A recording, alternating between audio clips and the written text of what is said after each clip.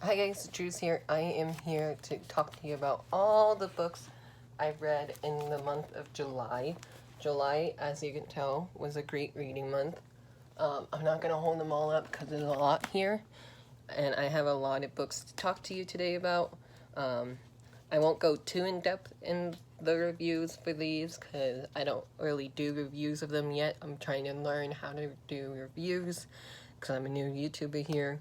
But my stats for the month of July, I read 14 books, which is amazing. That's because I took part of 2 readathons that was happening.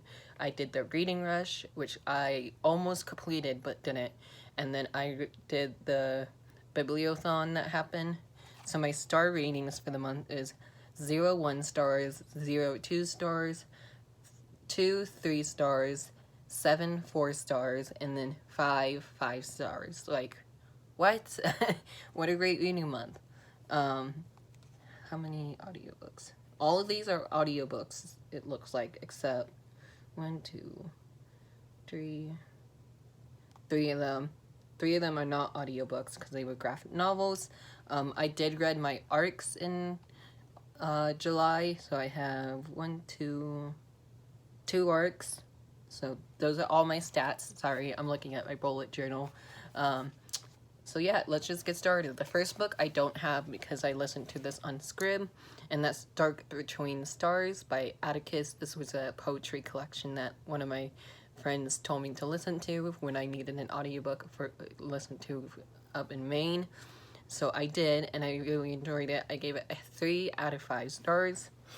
It was like an okay book. It wasn't like my all-time favorite, but he does have some nice writing in it, and it's just a poetry collection based off of Atticus. So there's that.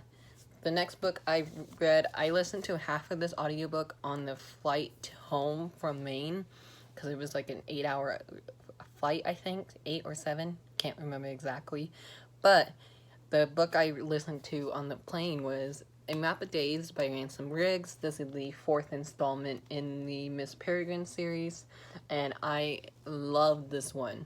This was super funny. I listened to the audiobook of this, which is narrated. I forgot who's narrated by, but the narrator did a fantastic job to bring these characters to life. I felt like, because I did listen to it on the plane, so when I was listening to it on the plane, I felt like I was just hearing a movie come to life is how it felt like.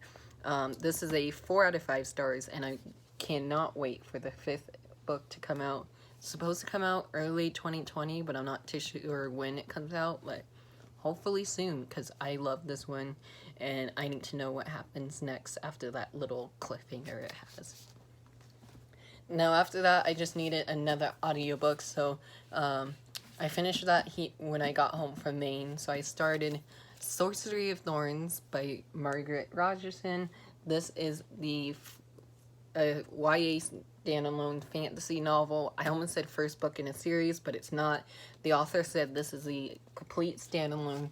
You don't have to read an Enchantment of Ravens in order to read this, but if you wanted to, you could. I didn't do that, so but I am interested in reading an Enchantment of Ravens because I hear mixed reviews about this one. This one I've been hearing nothing but amazing things. So, and everyone who said I would love this was right.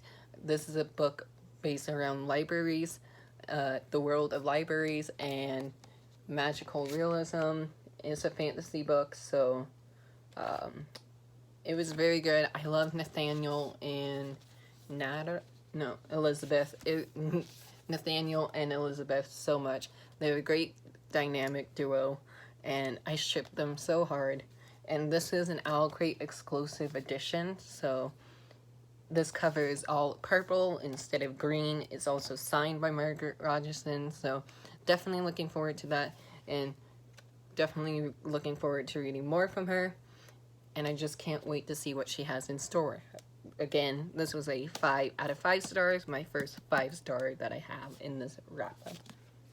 Next book is one of my disappointing reads for 2019. I meant to read this last year, but just never did.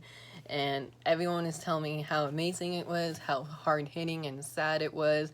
And it was a hard-hitting topic because it deals with grief, and that is The Astonishing Color of After by Emily Exhart Pan. This book took me a couple of days just because of how big it is. It's like 400 and something pages. How many pages are you exactly? 470 pages. I felt like it was too long of a book for it to be too long of a story to be 470 because it dragged a lot. I love the characters of this and love the side characters, but like when we meet their grandparents, I forgot her name already. What's your name? Lee. When we meet Lee's grandparents, we like the writing, it just seemed like it went super fast paced. So it did pick up once we went to China, I think. Is that right? I'm totally bad. But anyways, this is a 3.5 out of 5 stars. This is kind of sad because I was anticipating this book so much. It has a beautiful cover, but I sadly didn't enjoy this, but I will be keeping this book because I just love the cover. Is that bad to say? These next 2 books I read for the Bibliothon. I only read 2 books for this round, sadly, but that's okay. The first book I read for this Bibliothon is There's Something About Sweetie by Senia Menon. This is a library book that I have that is due at the end of the month, but I'm going to go and try and return this earlier than I was planned to. So There's Something About Sweetie is a companion novel to When Dimple Met Rishi, which I read too many times. It's like one of my favorite contemporary books to reread. This, I had the audiobook from Scrib, so I listened to this one, and I give this one a 4 out of 5 stars, and it was a nice companion to When Dimple Met Rishi, and I love Sweetie as my main protagonist. There's so many references in here that I enjoyed, and so many songs that she likes that I like, so I was like, okay, Sweetie. So I gave this one a 4 out of 5 stars. I forgot what for the challenge of read a freebie, which is aka your choice, is what this book was for. And then read a book. I don't remember the challenges. Oh well. Actually I do. And then my next book is, if I can find the page, Soul of the Swords by Julie Kagawa. This is a 2019 new release. This came out last month in June, and this is also in my 5-star prediction. Was it a 5-star? Sadly, it wasn't a 5-star book, so this was a challenge for read a 5-star prediction for the Bibliothon. So this one wasn't quite a 5-star because I didn't really felt like the beginning was good. It kind of dragged, but like towards the end when we had a death scene, I was like, no. So I'm not gonna say who died in here because this is a sequel and I don't want to spoil you guys, but yeah, 4 out of 5 stars. And then these next couple of books I'm gonna fly through because they're books I read for the reading rush and they were already on my Instagram. So the first book I read is The Sun Is Also a Star by Nicole Yoon. This is a 4 out of 5 stars. Then I have Daughter of the Silent Queen by Teresa Levenseller, another 4-star read, and I completed a new series. Then we have Kimmy Garcia's Teen Titan Raven, and this is a 5 out of 5 stars. This is a graphic novel, and I bought this book right after I had my job interview for Barnes & Noble last week, so hopefully I get the job, cross fingers, but I really enjoyed this. Give this one a 4.5 out of 5 stars. Then next I read Molly's Story by W. Bruce Cameron. This is a 4 out of 5 stars. Such a nice, easy, contemporary story following our dog named Molly. Then next is my favorite book of all time now. Not all time, but my favorite book of 2019 is Like a Love Story by Abby Nazamin. This is definitely a 5-star read, and I knew it going into it, and I was so happy coming out saying this is a 5-star read. So check this book out if you haven't yet. You would totally love it. I mean, just look at this whole cover. So amazing. So that's what I read in the reading rush. I also forgot 2 graphic novels. 2 graphic novels that I forgot to mention were The Tea Dragon Festival by Katie O'Neill. I gave that one a 5-star. And then Mooncakes by Suzanne Walker. Those don't come out till September and October, so they're not out yet, but I definitely highly suggest you guys checking them out when they come out during the fall.